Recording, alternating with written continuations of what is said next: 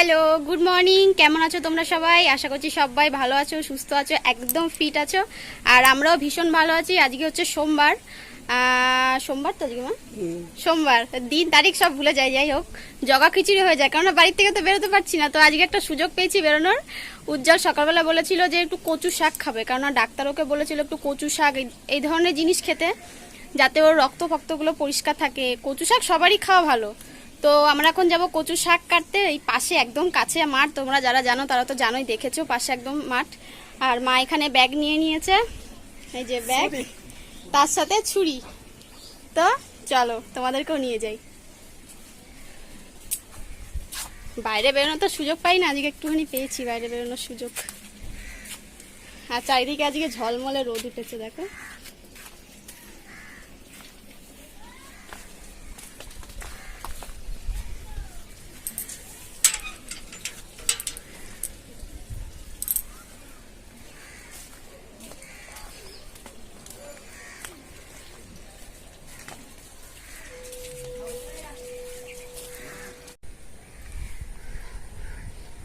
এই দেখো, এটা হচ্ছে কচু বন। এখানে প্রচুর পরিমাণে কচু, ছোট ছোট কচু, দুই একটা বড় আছে, দুই একটা ছোট আছে। তো মা শুধু এই ডগাগুলো কেটে নেবে। আর এটা হচ্ছে আমাদের মাঠ। ওই কোনায় যে একটা টালি দেওয়া দেখতে পাচ্ছ ছোট মতন, ওইটা হচ্ছে স্কুল, বাচ্চাদের ছোট খিচুড়ি স্কুল যাকে বলে, নার্সারি। আর এই মাঠে বৃষ্টিতে জল জমে গেছে, এখানে অনেকে কই মাছ ধরেছে। কোথা থেকে এসছে ভগবানই জানে। বৃষ্টিতে কই মাছ এমনিই চলে আসে। আমাদের বাড়িতে ওরকম পাশে মাঠ, যখনই ওই বৃষ্টি বর্ষা হতো সব দেখতাম কই মাছ লাফাচ্ছে, আর হাড়ি পাড়ি নিয়ে সব চলে যেত, ছুটতো। তাহলে আমরা এবার কচু শাক কাটি। ব্যাগটা রেখে নাও, দেখে কেটো।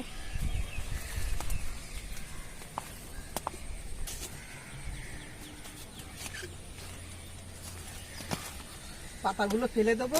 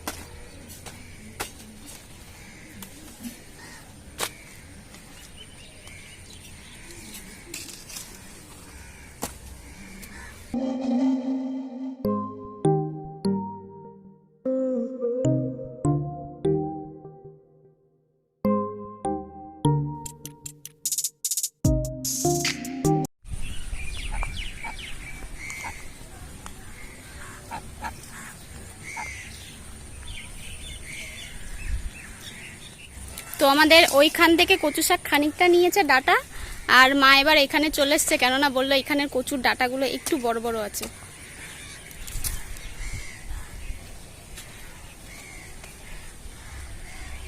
এই ডাটাগুলো খুব বড়, একটু মোটা হয়ে গেছে, ওই জন্য এখান থেকে একটু নিচ্ছি।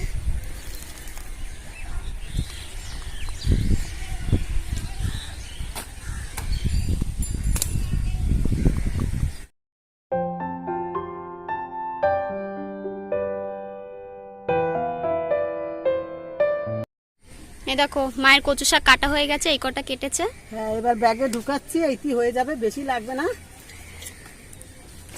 কচু শাক রান্না করলে, কাটলে মনে হয় অনেকগুলো, কিন্তু রান্না করলে একটুখানি হয়ে যায়। তো জল জাতীয় শাক, রান্না করলে কমে যায়।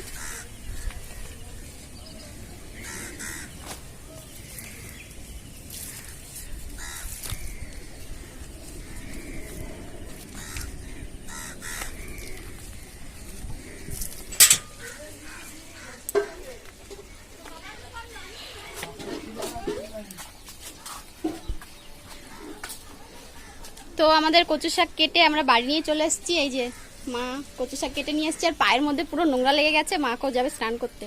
আমি যদিও স্নান করে গেছিলাম, একদম পাশেই মাঠ, তাই জন্য স্নান দান করে তারপরে গেছি। আর সকালবেলা আমি এখনো পুজো দিইনি, এখন পুজো করব, পুজো করে তারপরে রান্না বান্নার দিকে যাব। গাছগুলো ধুয়ে নিচ্ছি, ধুয়ে আবার কেটে আবারও ধোবো। মানে কুটার সময় বাগাইনে গাছ তো ওই জন্য একটু ধুয়ে নিচ্ছি ভালো করে, কেটে আবার ভালো করে ধুয়ে নেবো। না আমার ধোয়া হয়ে গেছে, এবার নিয়ে জল ধরাবো, তারপরে কাটবো। জলটা ঝরে যাক, তারপরে কেটে নেবো। এই যে মা এখানে রাখলো, আর এখানে আমাদের জানলার সাথে এই গ্রিলগুলো সেট করেছে, কেননা রাখার জায়গা নেই তো ওই জন্য। আর আমাদের জানলাটা পুরো বন্ধ।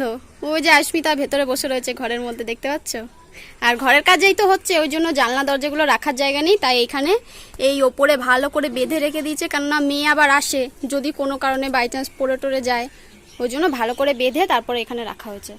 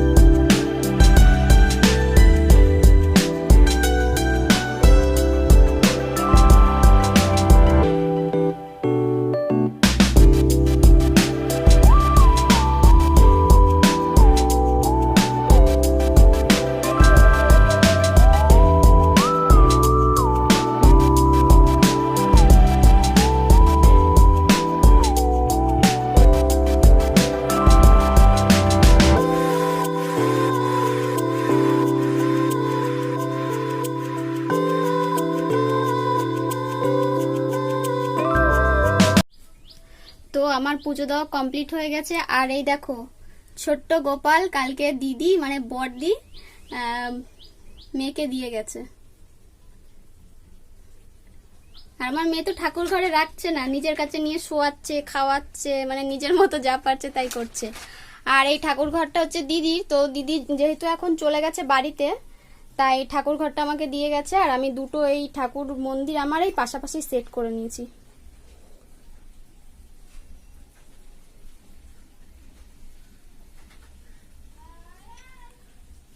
আর তোমরা অনেকে মায়ের ঘরটা দেখতে চেয়েছিলে, তো মায়ের ঘরে বিশেষ কিছু নেই, যার জন্য আমি দেখাইনি, তাও দেখিয়ে দিচ্ছি। দেখো বৃষ্টির জল পড়ে পড়ে দেয়ালটা ড্যাম পড়ে গেছে, কেননা পেছনে একটা বাড়ি রয়েছে, ওই বাড়ির চালের জলগুলো পুরো পড়ে পড়ে ঘরের অবস্থা খারাপ। তো যাই হোক, কিছু করার নেই। আর এখানে কালকে দিদিবাড়ি থেকে সব এসছে ভ্যানে, ওই রিক্সায় করে।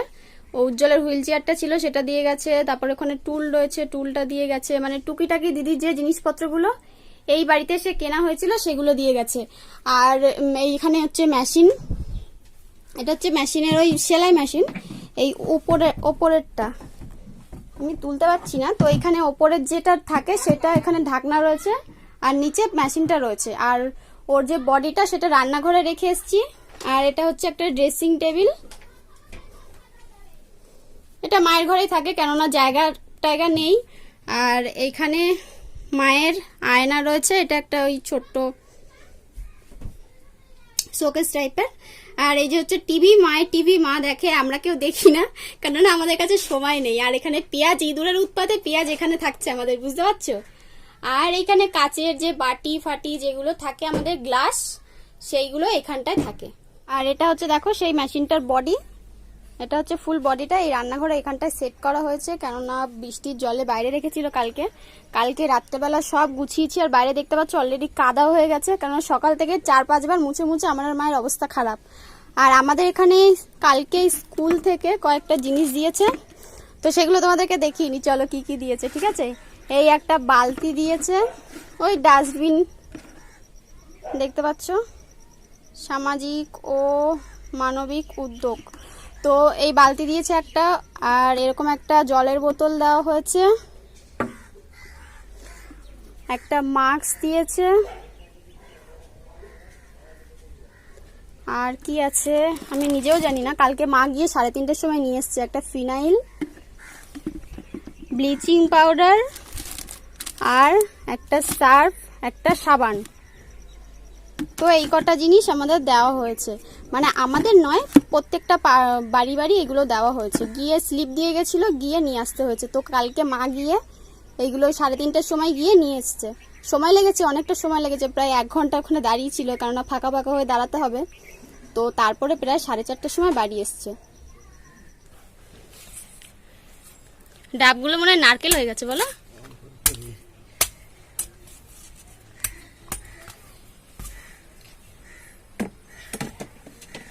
ইয়ে আইসমিতার হাসি দেখো। ডাব খাবে? খাবে তো। এই যা,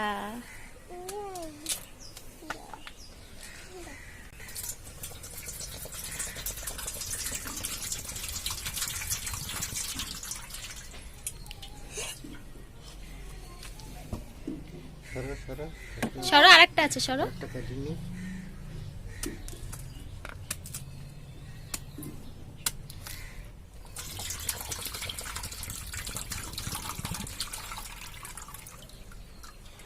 বাবা এদিকে ডাব কেটেছে, তারপরে এখন আমরা ওই আয়ুষ্মিতাকে মানে মেয়েকে দিয়ে আসলাম, বাবাকে দিয়ে আসলাম। এখন আবার আসছে গ্লাস নিয়ে আমার কাছে। আর একটু খাবে? আর একটু খাবে? Thank you. ওয়েলকাম বাবা। খাও। ভালো? আচ্ছা।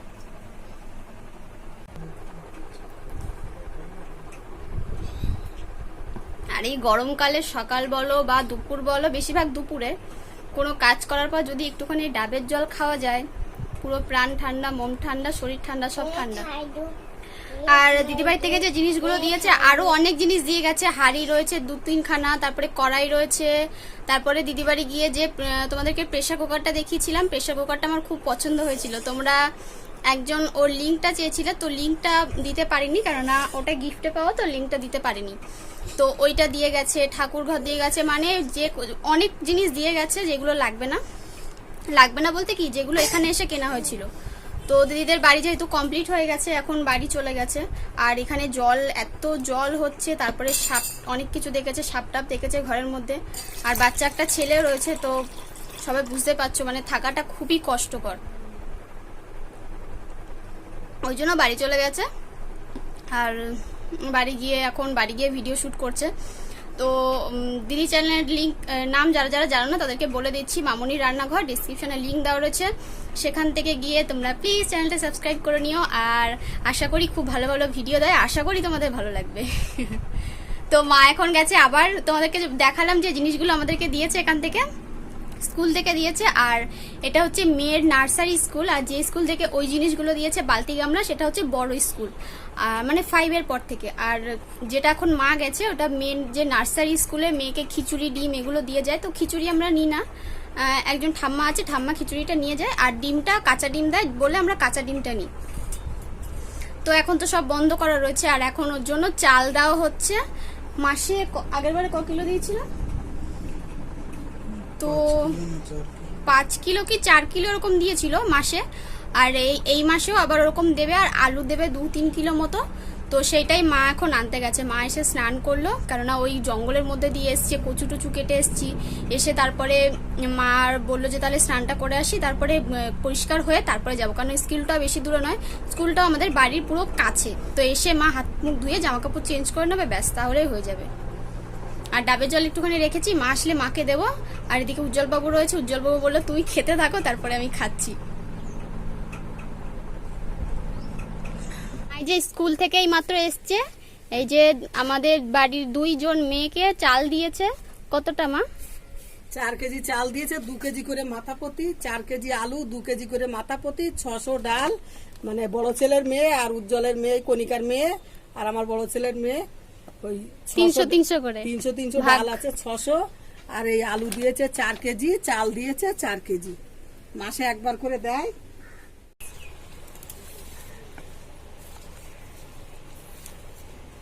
তো মায়ের কচু শাক কাটা হয়ে গেছে, মা সেদ্ধ বসিয়ে দিয়েছে, কচু শাক রান্না হবে। আর তার সাথে এখানে এটা কি পাতা বলে মা? ঘ্যাটকোল, যাকে বলে অনেকে অনেক নাম দেয়, খারকোল, ঘ্যাটকোল, এর নাম হলো, আসল নাম ঘ্যাটকোল। তো এইটা হবে বাটা। আর এই রেসিপিটা আমি এই চ্যানেলে শেয়ার করছি না, এটা আমাদের কুকিং চ্যানেলে যাচ্ছে। আর তোমাদেরকে আরো একটা জিনিস দেখাচ্ছি। তো বাবা সকালবেলা আমাদের ওই যে ওই পাশে গেছিল, আর ওখানে কে দিয়েছে এগুলো? ওই এক কাকিমা, এক কাকিমা, তোমাদের এক কাকিমা দিয়েছে। ও আচ্ছা, আম দিয়েছে। আর এখানে পেঁপে রয়েছে। আর একটা জিনিস দেখাচ্ছি, দাঁড়াও, এই যে কাঁঠাল। আর এই কাঁঠালটা বাবা এনেছে, বলছে বাড়ি এসে পাকাবো, কিন্তু এমন হয় এখন পাকবে না। বলো, এই ইঁচড় সেদিন কাটলাম তো, ইঁচড় আমার মনে হচ্ছে পাকলে এতে পাকবে, কিন্তু কোষ হবে না। কোষ হবে না। আর কোষ যখন হয় না তখন এইগুলো ছোট ছোট হয়ে যায়, এই কাঁটাগুলো মানে বেড়ে যায়, তো কাঁটাগুলো ছোট হয়ে যায়। ছোট হয়ে যায় না কাঁটাগুলো, তখন এই গার সাথে মানে মিশে যায়। এরা মোটা থাকে না, গার সাথে মিশে মিশে মানে একদম ইয়ে হয়ে যায়। কাঁঠাল এখনো বড় হয়নি, ইঁচড়ই করতে হবে, তাই ছাড়া ও পাকবে না। যাক, আজ বাবার আর কাঁঠাল পাকা খাওয়া হবে না। এই শাকটাক সব কাটা কমপ্লিট হয়ে গেছে। আর তোমরা আমার কাছে অনেকে জানতে চাইছিলে যে আমি চুলে কি তেল ইউজ করি। তো আমি তোমাদেরকে বলেছিলাম যে আমি একটা তেল ইউজ করছি 2-4 মাস ধরে, কিন্তু ভালো ফল না পাওয়া অব্দি আমি তোমাদেরকে বলতে পারছিলাম না, তাই জন্য পেন্ডিং এ রেখে দিয়েছিলাম। ঠিক আছে,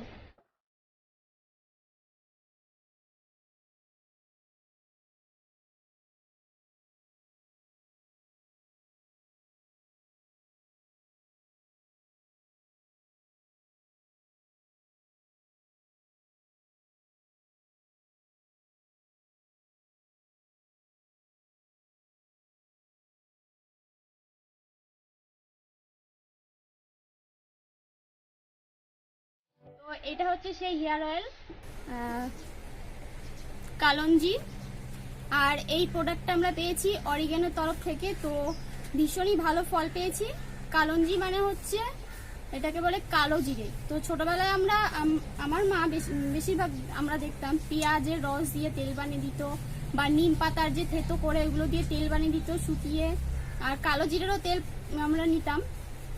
তো সবসময় তো এখন আমরা পারি না, ঘরোয়া কাজের মধ্যে দিয়ে থাকি সবসময়, কিংবা অনেকেই আছে ব্যস্ত লাইফ, কেউ অফিস কাচারি এগুলো করে, তো সম্ভব হয় না।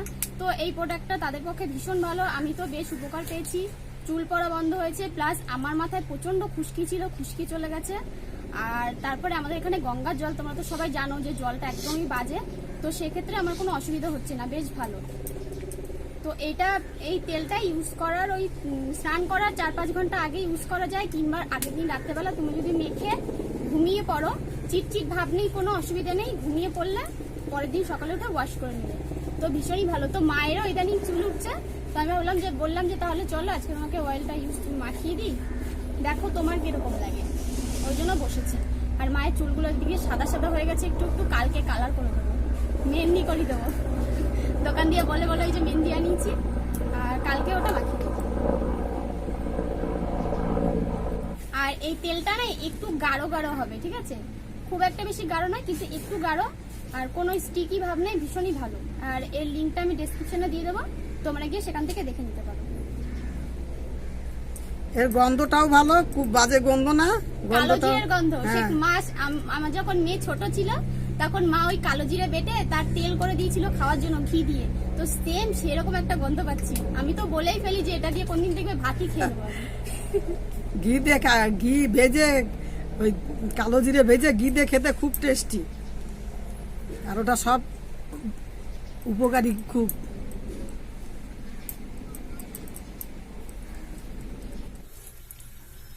তেল আমার গরম হয়ে গেছে, আমি একটা শুকনো লঙ্কা দিচ্ছি, রসুন দিচ্ছি, জিরে তেজপাতা, নিরামিষ করলে জিরে তেজপাতা ফুটনা দিয়ে দেবো কাঁচা লঙ্কা, এই কটা কাঁচা লঙ্কা দিতে হবে যেহেতু কচু শাক।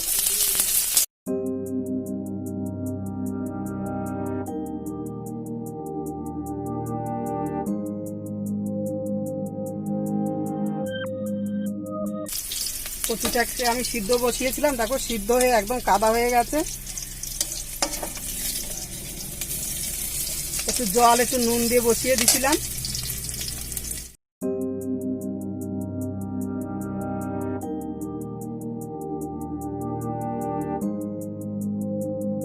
দেবো আমি একটু হলুদ গুঁড়ো, আমি এর মধ্যে কটা চিংড়ি মাছ দেবো। চিংড়ি মাছটা আমি পরে ভেজে এর মধ্যে দিয়ে দেবো, এগুলো কচু শাকটা আগে বসিয়ে দিয়েছি, চিংড়ি মাছটা অন্য কড়াইতে ভেজে আমি এর মধ্যে দিয়ে দেবো, কাঁচা চিংড়ি মাছ। চিংড়ি মাছটা আমার ভাজা হয়ে গেছে, নুন হলুদ মাখিয়ে ভাজিয়ে নিয়েছি, নুন হলুদ মাখিয়ে। এবার চিংড়ি মাছটা ভাজা হয়ে গেছে, চিংড়ি মাছটা আমি কচু শাকে দিয়ে দেবো।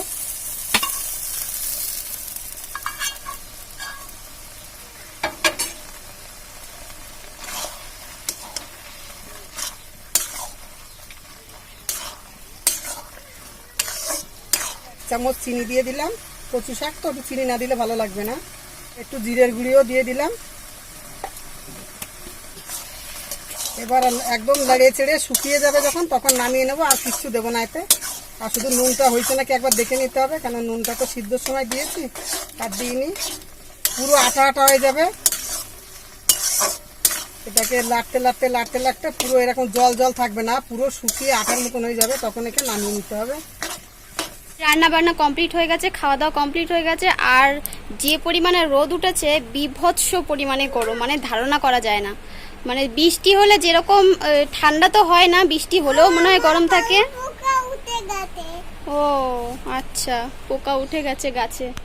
এই গাছে এই যে পোকাগুলো থাকে, এক ধরনের কি পোকা থাকে, ও সারাক্ষণ শুধু বলবে ওই পোকা উঠলেই আগে ওদেরকে মারো, ঠাম্মি ঝাঁটা দিয়ে মারো, মা তুমি মারো। তো প্রচণ্ড পরিমাণে গরম লাগছে, ওই জন্য জামাটা আমি চেঞ্জ করে ফেলেছি। আর এবার রাশ্মিতাকে ঘুম পাড়াবো, আমরা একটুখানি শোবো, রেস্ট করব। তো চলো, তোমরা ভালো থেকো, সুস্থ থেকো, আজকের মতো